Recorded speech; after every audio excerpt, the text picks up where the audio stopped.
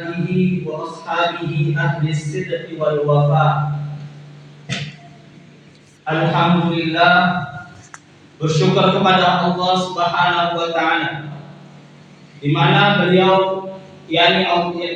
Allah Subhanahu wa taala telah mengaruniakan nikmat kepada kita semua, nikmat kesehatan, nikmat badan yang sehat, nikmat badan yang kuat, nikmat iman yang tetap, sehingga kita masih dimampukan oleh Allah Subhanahu wa taala untuk datang ke masjid ini dalam melaksanakan salat Isya dan salat tarawih secara berjamaah.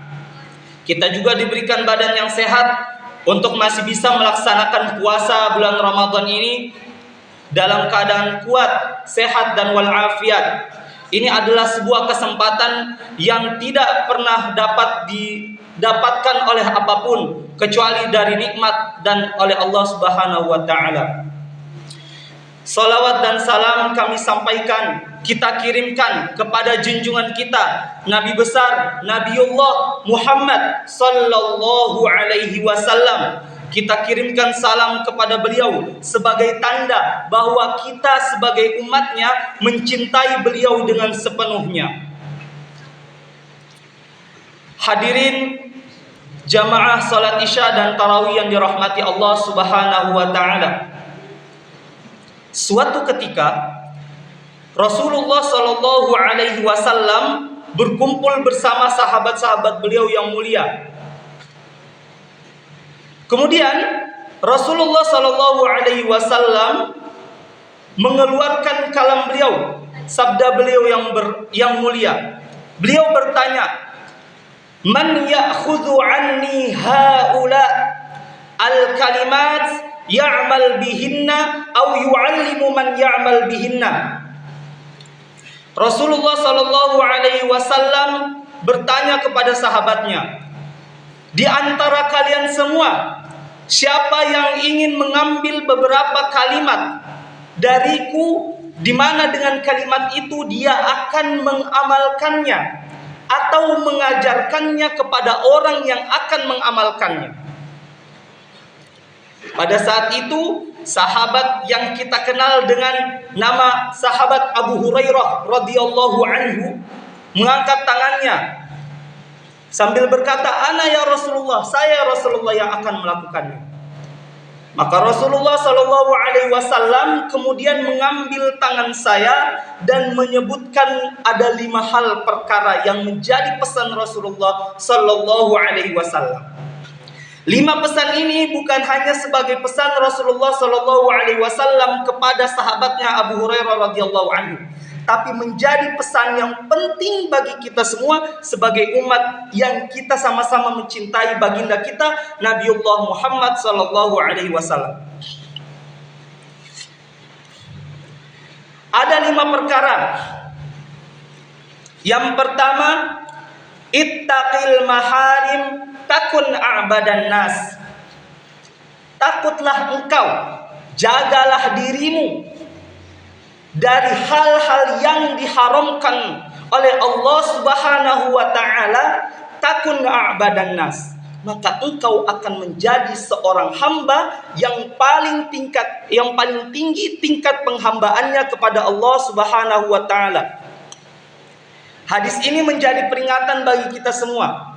Selama ini kita selalu menganggap bahwasanya orang yang paling tinggi tingkat penghambaannya itu orang yang paling banyak sholatnya, orang yang paling banyak puasanya, bolak-balik dari Indonesia ke Mekah ke Madinah untuk melaksanakan ibadah haji dan umrah. Tapi hadis ini berkata tidak.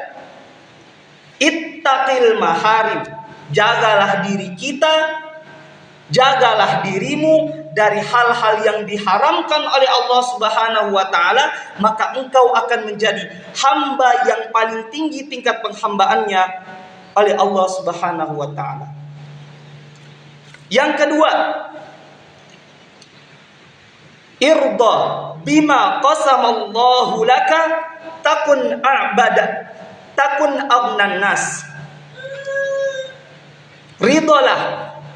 Di dalam riwayat yang dikatakan iqna, merasa cukup atas apa yang Allah Subhanahu wa taala karuniakan kepadamu, maka engkau akan menjadi orang yang paling merasa berkecukupan.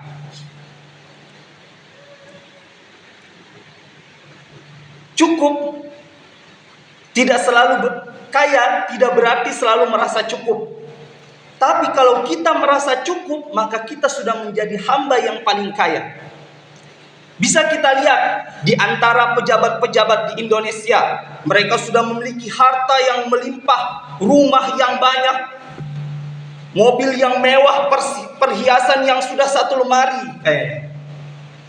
Tapi mereka masih melakukan korupsi, masih melakukan penggelapan. Mengapa demikian? Padahal hartanya sudah banyak. Sudah banyak nikmat yang Allah Subhanahu wa taala berikan kepada dia. Dalam hadis lain, Nabi Muhammad sallallahu alaihi wasallam bersabda, "Lau kana li bani Adam wadiyan min dhahabin, labtagha lahuma thalithan, wa la yamla'u jawfa bani Adam illa turab." Jika seandainya seorang anak Adam diberikan 2 bukit emas, wadiyan min dhahabin, 2 bukit yang isinya emas, perhiasan semuanya, maka dia akan mencari lagi 1 bukit yang lain, dan dia tidak akan merasa cukup hingga mulutnya disumbat oleh tanah.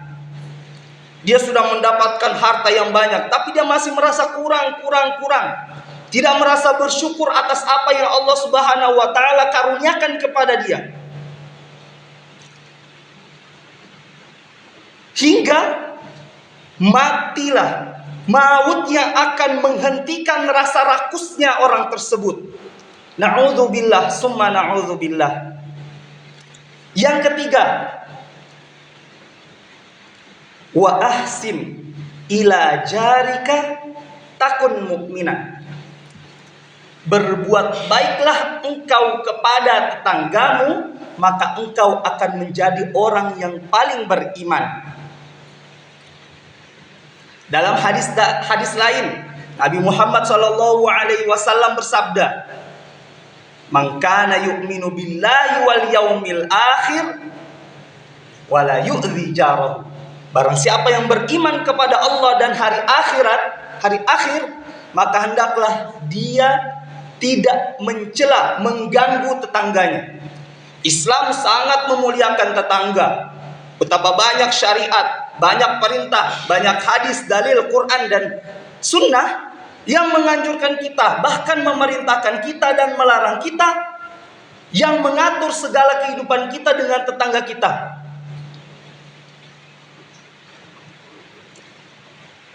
Ini seharusnya menjadi peringatan yang penting bagi kita.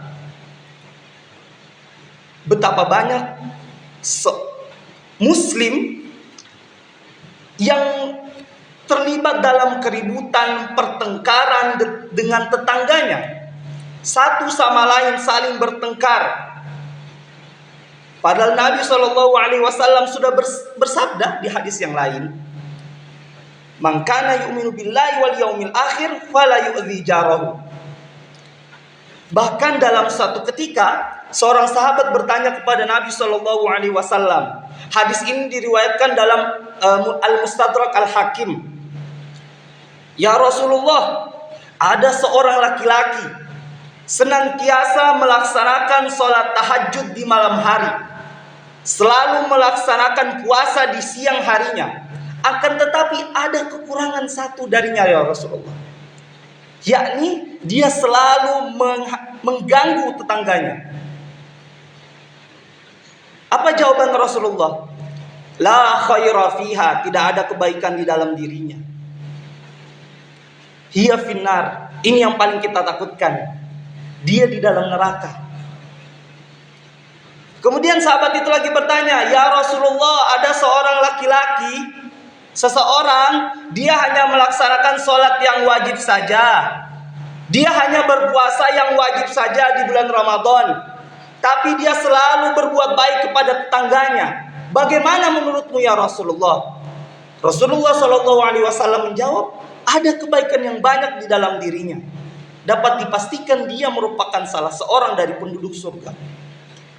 Maka hendaklah kita menjaga diri kita. Kembali kepada yang awal, ittaqil maharim. Jagalah diri kita dari hal-hal yang diharamkan oleh Allah Subhanahu wa taala.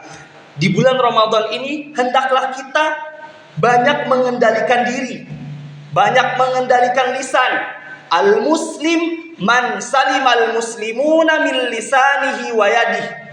Seorang muslim itu merupakan orang yang selamat seorang saudaranya daripada lisan dan mulutnya, daripada lisan dan tangannya. Yang keempat, wa ahibba linnasi ma tuhibbu li nafsika takun musliman. Cintailah saudaramu yang muslim, cintailah hal yang kamu miliki sebagaimana kamu mencintai hal tersebut ada di dalam saudara muslimmu. Kita memiliki baju yang bagus, makanan yang enak, rezeki yang Allah Subhanahu wa taala karuniakan kepada kita. Kemudian, apa yang harusnya kita lakukan jika ingin menjadi seorang muslim yang baik? Kita berikan kepada saudara kita yang lebih membutuhkan. Berapa banyak saudara muslim kita yang di luar, yang termasuk dari golongan fakir, miskin dan lain sebagainya. Hendaknya kita berbagi kepada mereka. Al-muslimu akhul muslim. Seorang muslim itu merupakan saudara bagi saudaranya yang lain, yang muslim. Di hadis yang lain dikatakan, al-mu'minu lil mu'mini kal bunyani yashuddu ba'duhum ba'da. Seorang mukmin bagaikan satu bangunan dengan saudaranya mukmin yang lain, saling menguatkan satu sama lain. Jika yang satu merasakan sakit, maka hendaknya kita juga merasakan sakit baginya. Yang kelima, wala tuksirid dhahik fa inna kathratad dhahik tumitul qulub. Hendaknya kita menjaga diri daripada memperbanyak tertawa, karena banyak tertawa itu dapat mematikan hati. Di zaman modern ini tertawa kita sudah menjadi hal yang sangat biasa untuk dilakukan. Bahkan ada suatu penelitian bahwasanya tertawa dapat menaikkan mood seseorang, dapat menjaga mental seseorang, dapat bermanfaatlah bagi kesehatan kita. Tapi yang menjadi hal yang dilarang adalah banyak-banyak tertawa sampai kita melupakan tentang hakikat diri kita sebagai seorang hamba Allah Subhanahu wa taala. Bahkan dalam suatu hubungan pertemanan sepertinya dikatakan jika seandainya semua orang itu tertawa pada suatu hal, maka itu adalah sebuah pertemanan yang baik.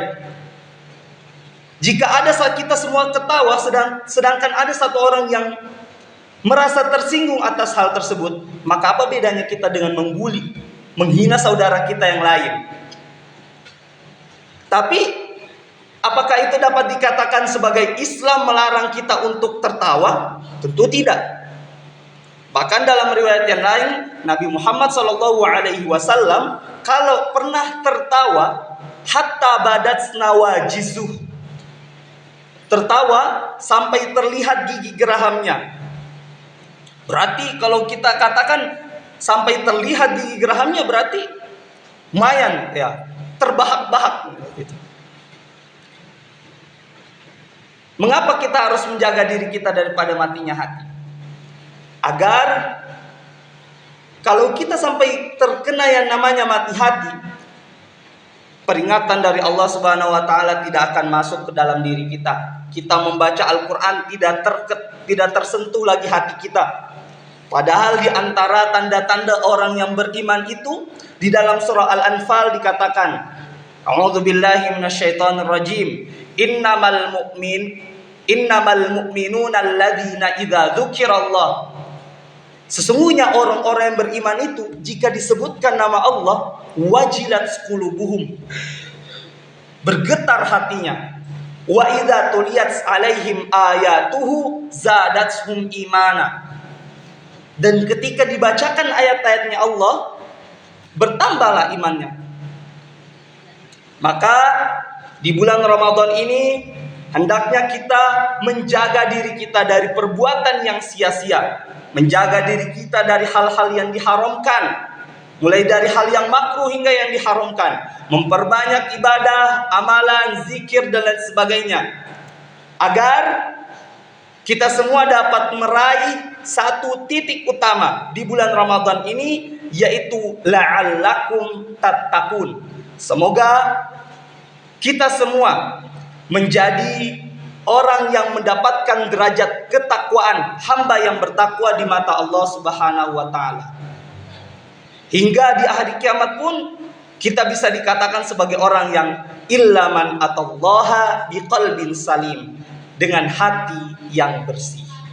Lebih dan kurangnya mohon maaf. Semoga Allah Subhanahu wa taala memberkahi umur kita hingga kita bisa mendapatkan ibadah yang cukup, yang banyak di bulan Ramadan ini.